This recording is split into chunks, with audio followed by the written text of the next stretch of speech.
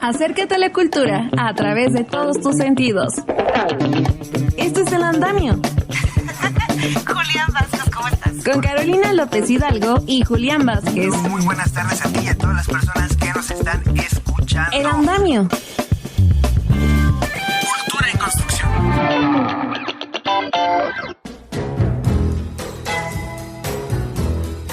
Hola, ¿qué tal? ¿Cómo están? Muy buenas tardes, bienvenidos al Andamio y con esta música queremos recordar hoy a Salomon Burke, y que nació en un día como hoy de 1940, fue un cantante estadounidense que murió además en 2010. También estamos recordando a Nikolaos Skalkotas, compositor griego, él nace en 1904 y en 1915 José Barros, él es un compositor colombiano. Y pues bueno, el día de hoy en la información tenemos fragmentos como Residencia, es el más reciente libro del etnólogo Sergio Raúl Arroyo, poemas que revelan los instantes de su vida. Voz a tu Voz 2024 busca fortalecer la labor de las mujeres compositoras y de brindar a los escuchas calidad en las canciones. El encuentro se llevó a cabo aquí en el Centro Cultural Roberto Cantoral. Lola Ancira nos habla de Gabriela Rábago Palafox. La compañía Viva Flamenco hace un homenaje a García Lorca. Y bueno, pues los invitamos a que hagamos comunidad, síganos y búsquenos a través de Facebook, X e Instagram como @elandamio. Les recordamos que los programas los pueden ver en YouTube como programa El Andamio Imer y el sitio noticias.imer.mx/El Andamio/. Ahí tenemos también parte de la información que se genera en los noticiarios. Pero qué mejor que tener esta comunicación más directa con el WhatsApp, con el teléfono 55 66 31 24 27 y también con los teléfonos en cabina 55 56 28 17 36 o 55 56 28 17 37.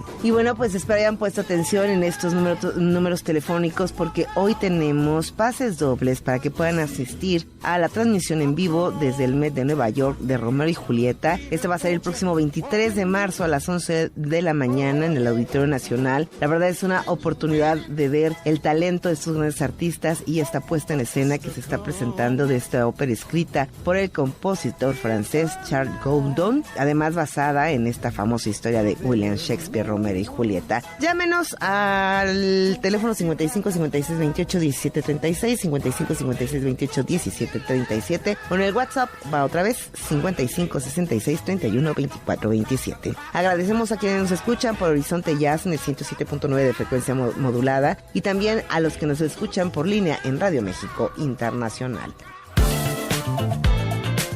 Bueno, escuchemos esta entrevista que hicimos con el etnólogo Sergio Raúl Arroyo, un curador, gestor cultural, poeta y escritor mexicano que presenta su más reciente producción editorial. Muchísimas gracias por continuar con nosotros aquí en El Andamio, y el día de hoy está con nosotros el maestro doctor Sergio Raúl Arroyo. Muchísimas gracias por estar con nosotros para hablar estos fragmentos como Residencia, que estaba leyendo poemas. Ahora, maestro, ¿cómo llega de estar en la función pública, de estar haciendo curaduría, trabajando en otros lugares, a la poesía? Bueno, en realidad la poesía y la literatura son, en realidad, dentro de mi vida, una de las primeras paradas, una de las primeras estaciones. Desde muy niño yo escribo, soy, como muchos de nosotros, una persona que conoció la literatura a través de los cuentos infantiles, de lo que leíamos o lo que nos leían nuestra madre, nuestra familia. Escribía yo desde muy pequeño, en realidad, totalmente líricamente, pero leí mucho y escribí. Era probablemente una de mis pasiones, junto con el fútbol, puedo decirlo casi paralelo. Jugaba fútbol, pero en las tardes y noches la lectura y escribir. Era el clásico niño en la primaria que el Día de la Madre era el que hacía las composiciones, o el Día de la Independencia, en fin, me tocaba eso. Era parte de mi papel, pero nunca dejé la literatura. Ha sido algo que me ha acompañado, tanto como practicante como lector ávido. Siempre he sido.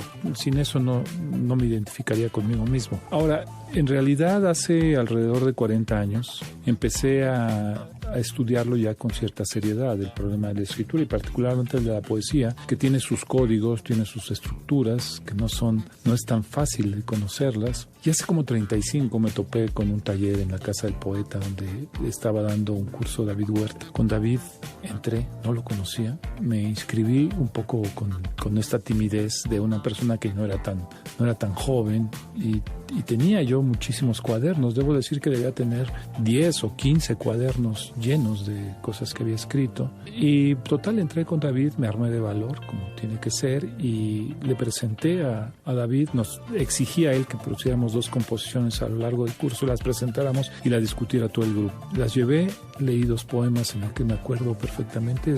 Roger cayó al lector de piedras y Abuela Cuca, que era mi bisabuela, un poema dedicado. Los leyó David, los leí yo y David los revisó y me dijo una cosa, hoy la comentaba hace un rato, que me marcó. Me dijo, tú eres cachirul, eres un falso principiante. Conmigo no pasa eso. Mejor platicamos después porque tú no estás como para empezar un curso. Me pareció que para mí llenaba mi ego con eso. Uh-huh. A partir de ese momento me invitó a tomar un café en el último piso de Las Hormigas, el restaurantito que estaba en la casa de López Velarde, y después de ahí tuvimos una amistad de, ¿qué te puedo decir?, 40 años. Nos hicimos amigos y la presencia de David fue muy importante, pero también, por otro lado, me puse ya a trabajar mucho más seriamente y tengo probablemente más cosas que ver con la literatura a veces que con la propia antropología, aunque mis libros de antropología, obviamente, de historia, pues son los más difundidos, los más conocidos, porque además están asociados a mi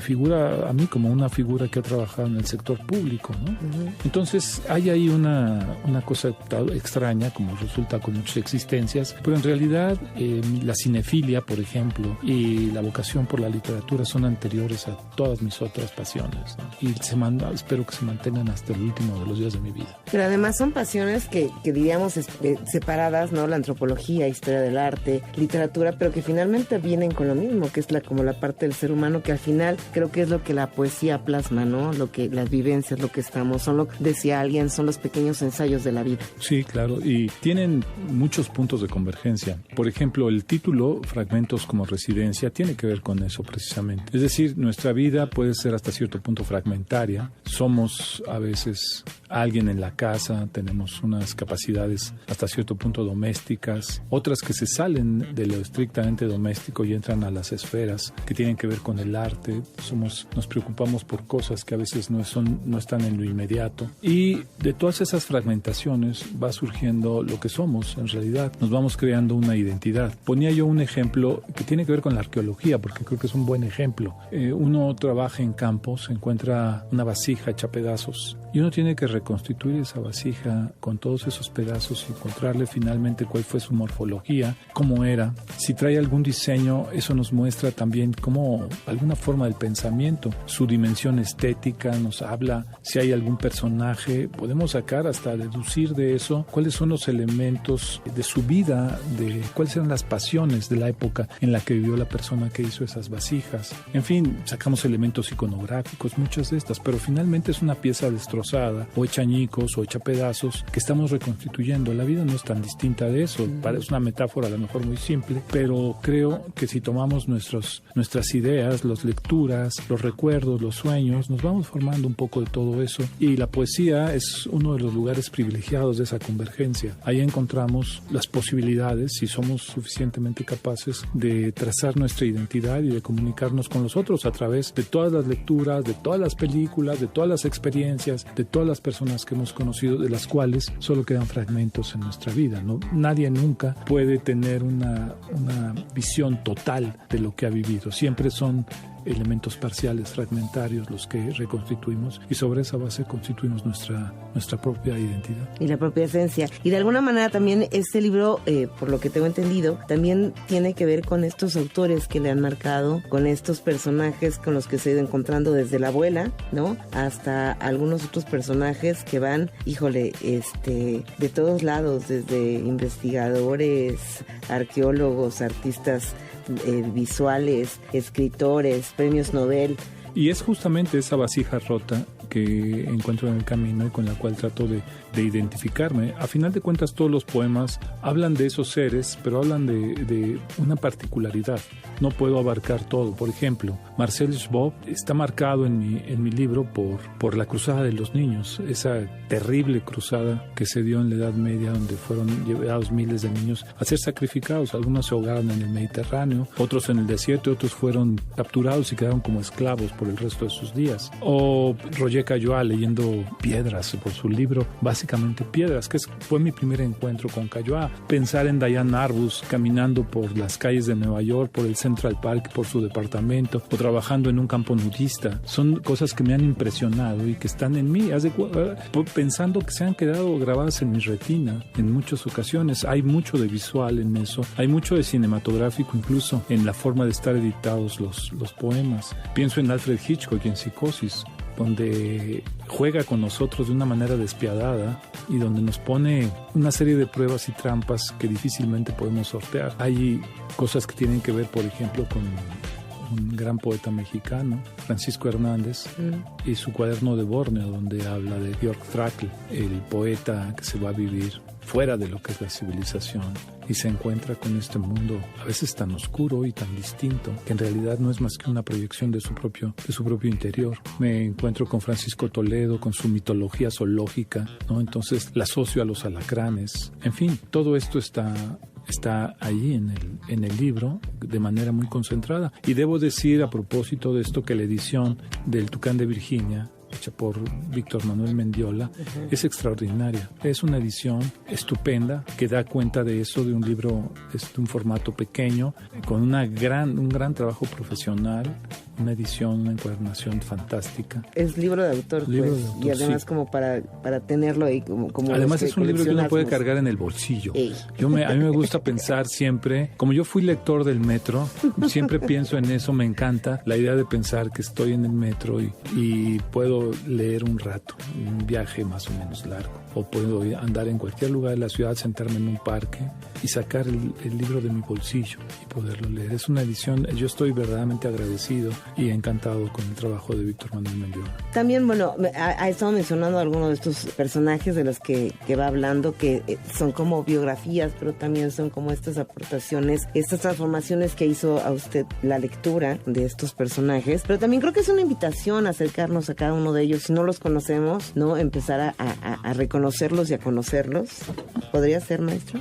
Pues sí, yo creo que es una invitación a la lectura también el libro, que es una de las mejores cosas que uno le puede invitar a alguien en la vida, invitarlo a leer un libro, tratar de encantarlo con algún texto que pueda llevarlo al libro. Pero también creo que no es necesario que quienes lo leen, por supuesto, tengan que haber conocido a todos estos autores. En realidad, de lo que yo hablo es algo que se puede leer de manera totalmente independiente, porque está mi pensamiento, estoy yo dibujado de alguna manera, y es como si me hubieran pedido que hiciera el retrato de algún artista o de algún director de cine, ¿okay? Entonces estos son, pero finalmente cosas que están en mí como parte del recuerdo de la experiencia que quedaron allá. Entonces nunca es ni totalmente un retrato, lo digo ahí, no se trata de retratos express, se trata de asociaciones, juegan parte incluso los sueños. Mucho de lo que está ahí forma parte de sueños o de recuerdos muy antiguos. Doy un ejemplo muy rápido. Abuela Cuca, mi bisabuela. Yo tengo un recuerdo, debo haber tenido 3 años o 4, quizá no más.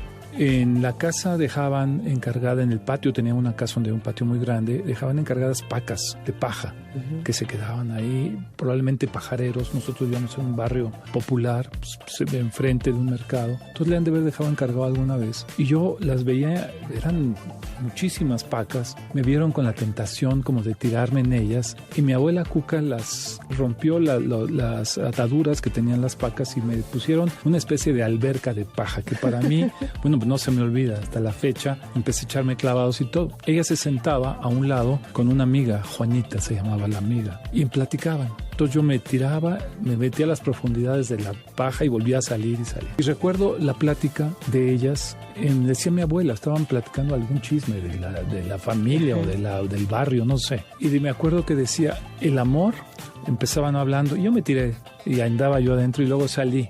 Y después dijo, mi abuela decía, es una tarde fría. La frase se quedó conmigo entrecortada, el amor es una tarde fría. Lo que eran probablemente dos enunciados distintos, que no tenía que ver uno con el otro, para mí quedó como una frase, y siempre la asocié a mi abuela, como si hubiera sido una frase que yo hubiera pensado en términos poéticos. Y así empieza el poema. El amor, decía mi abuela, contando las piedras de cristal bajo los ojos.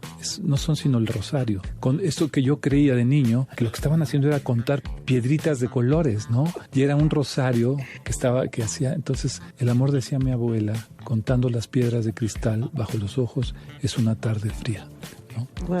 Así, eso solamente poéticamente se puede asociar. De otra manera carecería de sentido para un lenguaje utilitario, ¿no? Entonces, solamente encuentro esas cosas en la poesía, y así están construidas varias de las cosas, ¿no?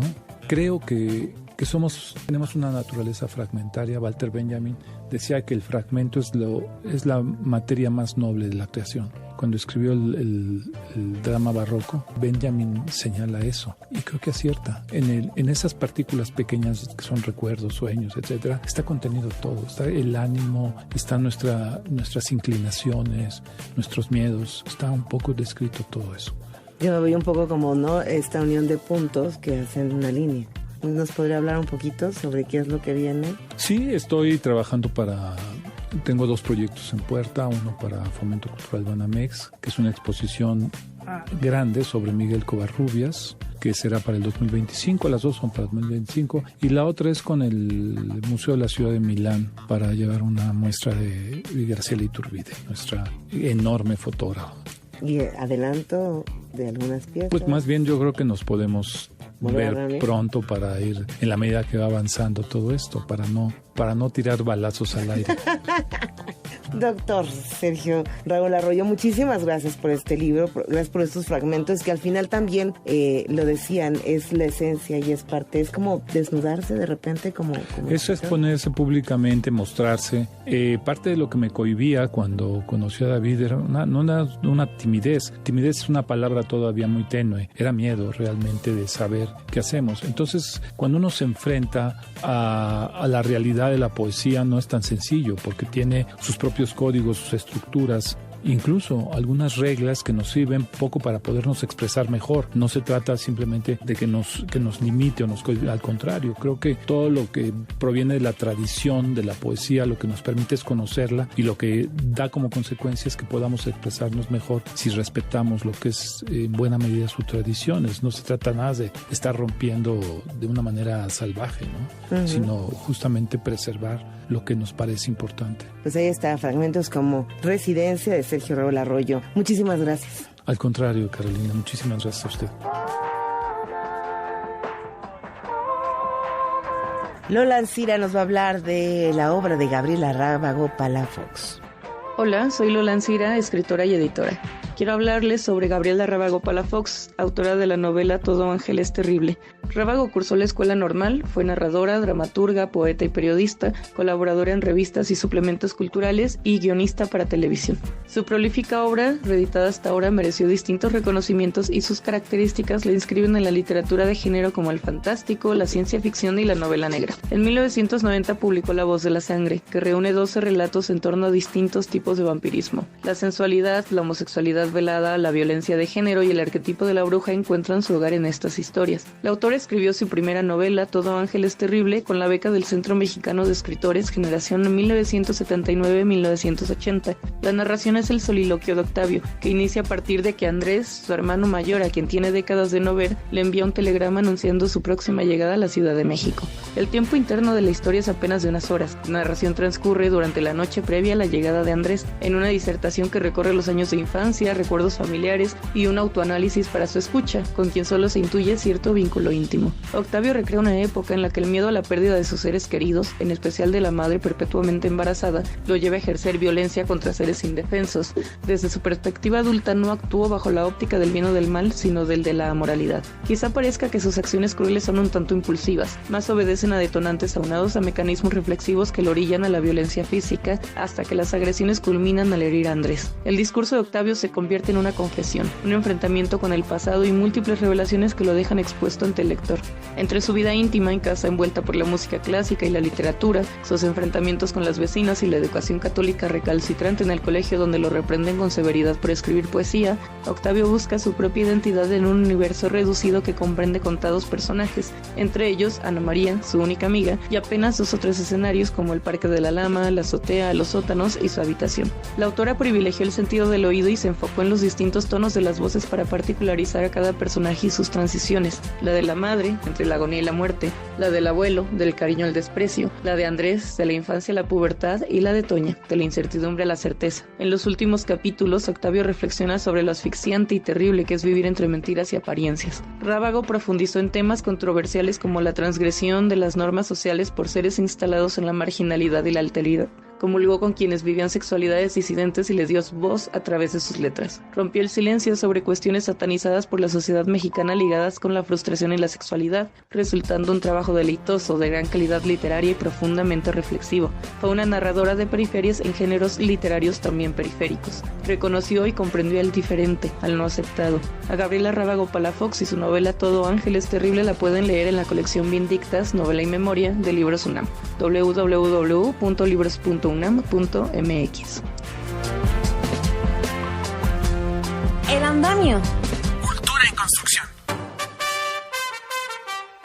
En el encuentro Voz tu Voz, Mujeres Diversas, Retos Comunes, se abordó la importancia de crear para construir puentes, para fortalecer la labor de las compositoras y crear conciencia de lo que se escucha y cómo se escucha. En la mesa, la importancia del lenguaje en las canciones, lo que nos rodea, nos moldea. La compositora Vivir Quintana invitó a considerar lo que se está haciendo y crear sororidad musical, calidad, narrativas, dejando a un lado la cancelación. Yo estoy en contra de la cancelación y estoy en contra de la censura, porque cancelar a alguien o cancelar un tipo de música es solamente apartarlo o apartarla realmente del problema, pero no estás aprendiendo nada. Entonces es muy fácil censurar, pero la vida sigue igual y va a haber otra persona. Entonces, ¿por qué mejor no buscamos la manera, incluso de manera legislativa, en donde mejor se apoye más a la música, por ejemplo, hecha por mujeres que queremos que existan con otro tipo de música? Para Susana Harp, música, compositora y senadora, propone escuchar las letras y entender que la canción es como un gran caballo de Troya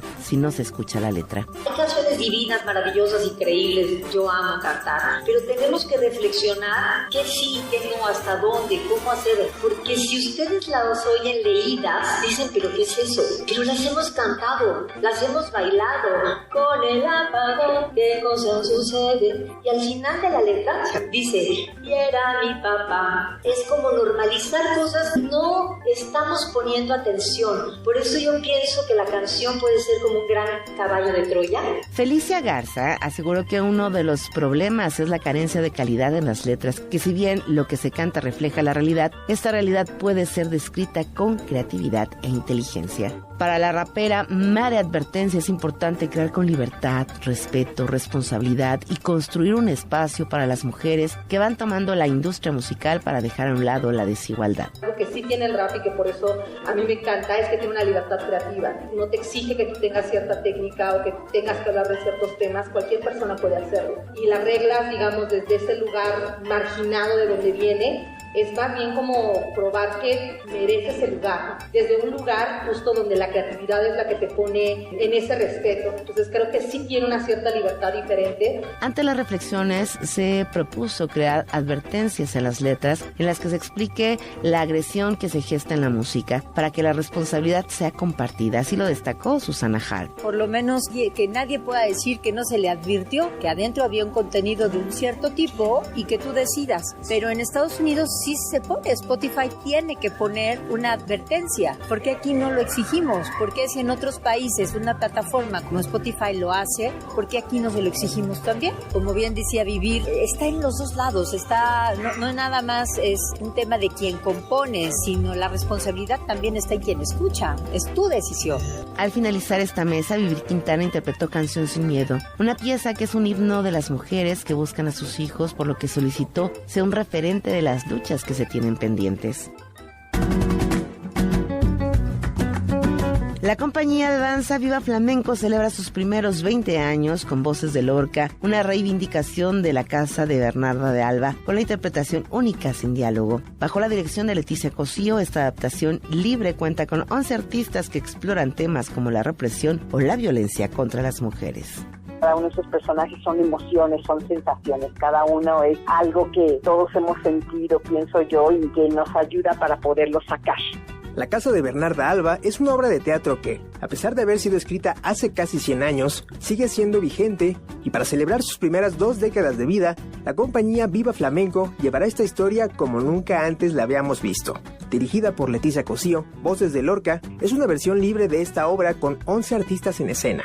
Nada de palabras, solo flamenco, música y mucha pasión. Es dinámico, es fuerte, es de mucha emoción, donde estamos pues tratando de proyectar las sensaciones, emociones de odio, envidia, lujuria, la fuerza, la pasión. Es un espectáculo donde van a ver varios cuadros porque es una versión libre, dancística de la obra La Casa de Bernarda Alba. No tenemos ningún parlamento, ningún texto para decir, todo lo hacemos corporalmente, obviamente con la música del flamenco que es muy rica, con las letras del flamenco. Pero, ¿por qué sigue siendo relevante esta obra? Federico García Lorca la escribió como una crítica a una sociedad tradicional muy violenta y conservadora, donde el destino de un grupo de hermanas es controlada por la religión a través de su mamá. Para la coreógrafa, esta situación aún existe, es por eso que lo expresa bailando. Aunque hoy en día se supone que las mujeres estamos teniendo